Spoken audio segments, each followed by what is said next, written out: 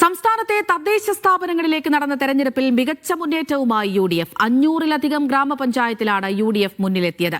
ജില്ലാ പഞ്ചായത്തുകളിൽ LDFും UDFും ഒപ്പം എത്തിയപ്പോൾ കോർപ്പറേഷനുകളുടെ എണ്ണത്തിൽ LDFിന് തിരിച്ചടിയുണ്ടായി. തിരുവനന്തപുരം കോർപ്പറേഷൻ പിടിച്ചതിലൂടെ ആദ്യമായി BJP ഒരു കോർപ്പറേഷൻ ഭരണം ഉറപ്പാക്കി. കോൺഗ്രസ് പോലും പ്രതീക്ഷിക്കാത്ത മുന്നേറ്റമാണ് തദ്ദേശ സ്ഥാപനങ്ങളിൽ UDFിന് നേടാനായത്. 504 ഗ്രാമപഞ്ചായത്തുകളിൽ ഭൂരിപക്ഷം.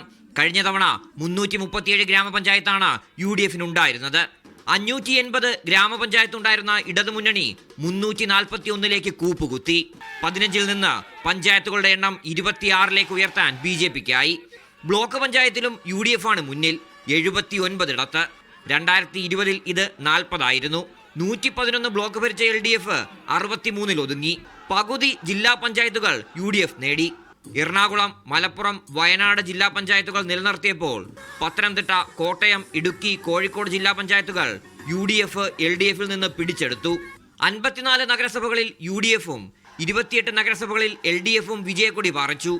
പാലക്കാട് നഗരസഭ നിലനിർത്തിയപ്പോൾ പന്തളം BJPക്ക് നഷ്ടമായി. പകരം തൃപ്പൂണിത്തറ BJP പിടിച്ചെടുത്തു. കനത്ത പോരാട്ടമായിരുന്നു കോർപ്പറേഷനുകളിൽ കണ്ടത്. LDF കുത്തകയായിരുന്ന തിരുവനന്തപുരം കോർപ്പറേഷൻ BJP നേടി. കൊല്ലം കോർപ്പറേഷനിൽ UDF ഏറ്റവും വലിയ ഒറ്റകക്ഷിയായി.